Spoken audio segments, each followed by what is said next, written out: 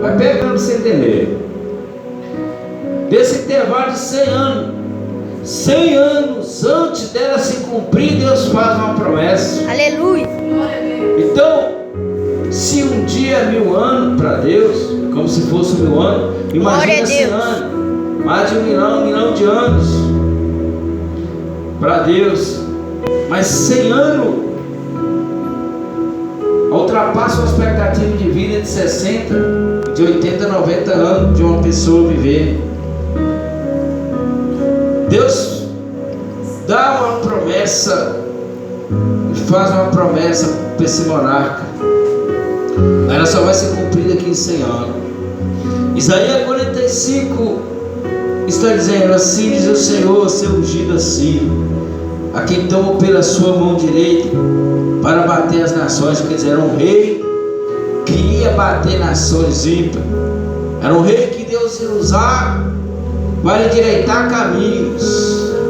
Era uma pessoa que Deus ia usar, que ia, porta ia se abrir através dele. Está entendendo?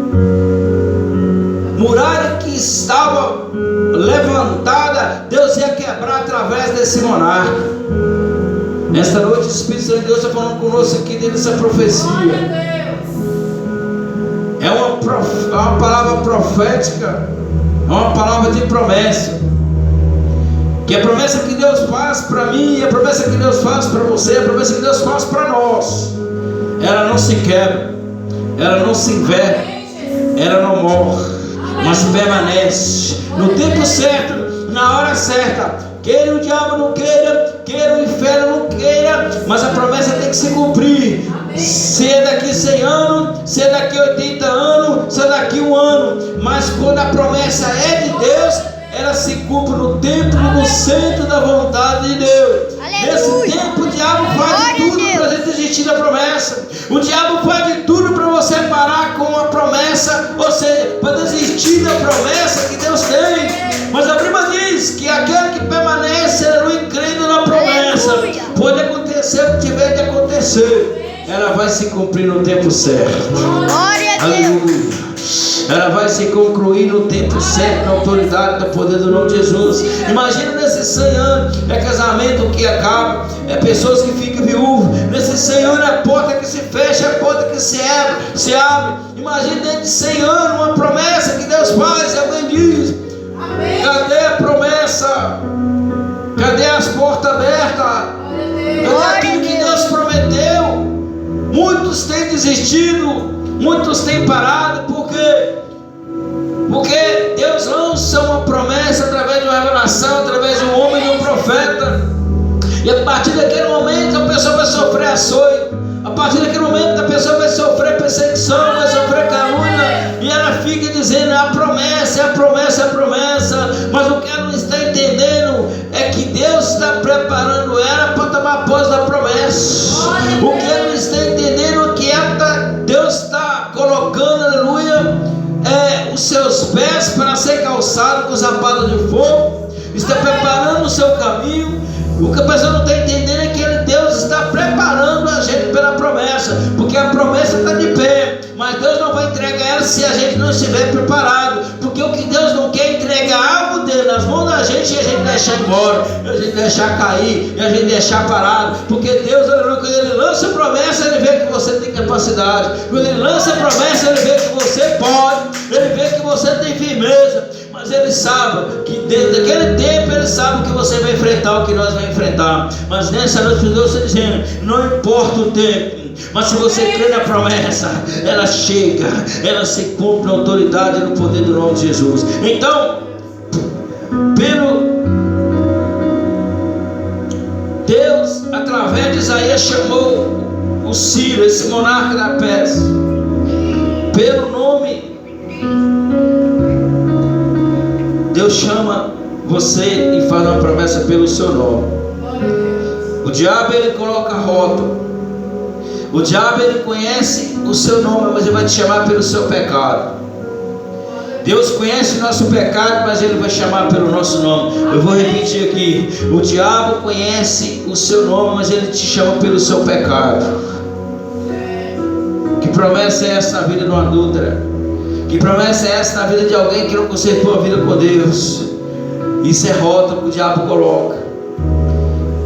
Deus conhece o seu pecado e ele fala: está fumando, mas eu tenho uma promessa, eu enxergo ele como evangelista, eu enxergo ele como missionária, lá vai ela missionária. Por quê? Porque quem fez a promessa foi eu.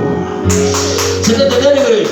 Enquanto o diabo, o mundo coloca rótulo e chama pelo pecado, Deus está olhando, você vê assim. É por isso que eu sou Deus, não sou homem.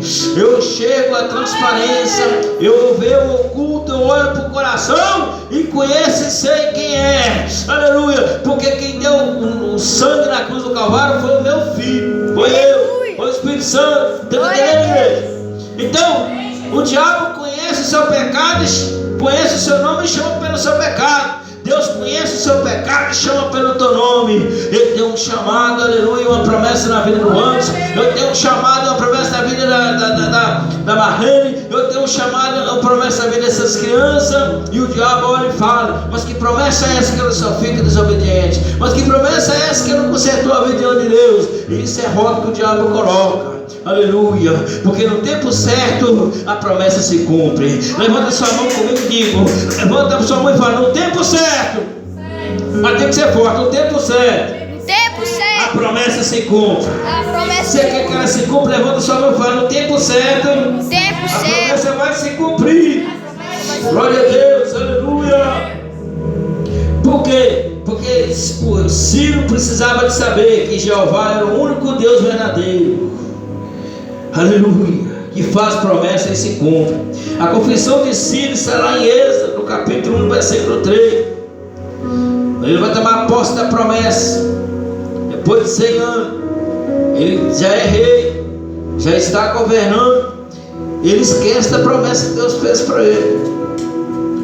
Só que Deus vai alertar ele através do profeta Jeremias. E o voto que você fez a Deus, e a promessa que você fez, a promessa é essa. Deus faz uma promessa, 100 anos ela se cumpre. Quando ele toma posse, ele passa a ser rei, governar toda a peça.